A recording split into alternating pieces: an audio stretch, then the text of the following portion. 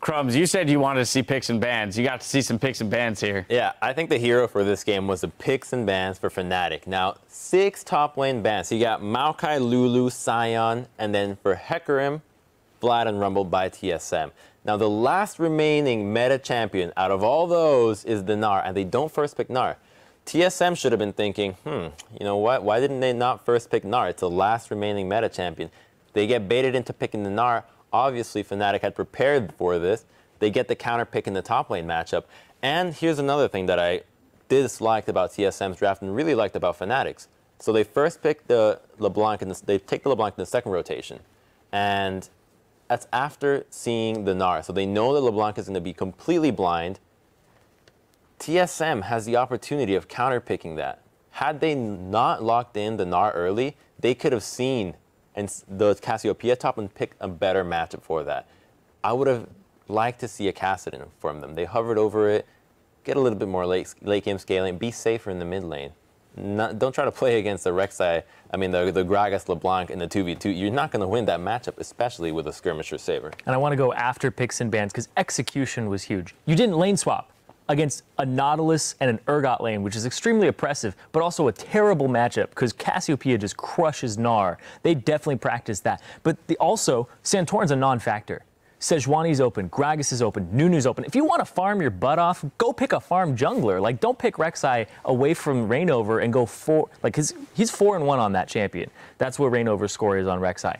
Don't pick it away from him. It's fine. Pick your 3-0 Sejuani post Cinderhall. Like, don't try to play their style because you're going to lose doing it. Play your style in an international tournament because you could see Fnatic was like, we're just going to play our book, and that's how they won, with complete chaos. Yeah, the crazy thing about that game is TSM kind of changed half their playstyle by not lane swapping, but not the other half, which is send Santorin to the top part of the map. Yeah. You've got Cassiopeia up there with Flash Teleport, with Gnar, who's got CC pre-level 6. Like, if that's not a gank with the Cassiopeia pushing, I actually don't know what is.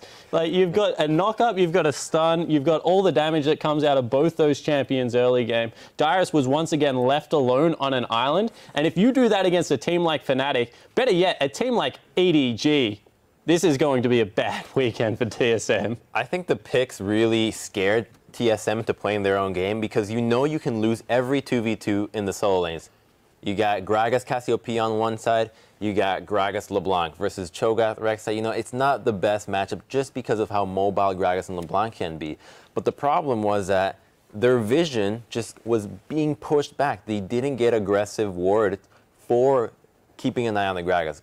Reignover had a free map. He didn't care where he was going because he knew there was no wards. All the lines of wards, which are few by that notion, were just very deep within the TSM jungle. So Reignover can just, you get a level 2 gank. You got to expect that when you're playing an immobile champion like Cho'Gath versus the LeBlanc. He had reign over everything. Sheepy, this was your call. You predicted the Fnatic win here.